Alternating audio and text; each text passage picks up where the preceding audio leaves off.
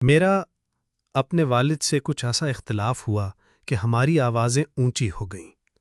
میرے ہاتھ میں کچھ درسی کاغذات تھے جو میں نے غصے میں ان کے سامنے میز پر پٹخے اور دروازہ دھڑام سے بند کرتے ہوئے اپنے کمرے میں آ گیا۔ بستر پر گر کر ہونے والی بحث پر ایسا الجھا کہ نیند اڑ گئی۔ صبح یونیورسٹی گیا تو بھی دماغ کل والے واقعے پر اٹکا رہا۔ ندامت اور خجلت کے مارے دوپہر تک صبر جواب دے گیا۔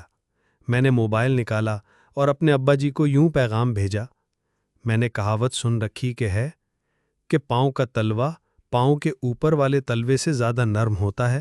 میں آ رہا ہوں، قدم بوسی کرنے دیجیے گا تاکہ کہاوت کی تصدیق ہو سکے۔ جب میں گھر پہنچا تو ابا جی صحن میں کھڑے میرا انتظار کر رہے تھے۔ اپنی نم آنکھوں سے مجھے گلے لگایا اور کہا: قدم بوسی کی اجازت تو میں تمہیں نہیں دیتا، تاہم کہاوت بالکل سچی ہے، کیونکہ جب تم چھوٹے سے تھے تو میں خود جب تیرے پاؤں چوما کرتا تو مجھے پاؤں کے تلوے اوپر والے حصے سے زیادہ نرم لگا کرتے تھے۔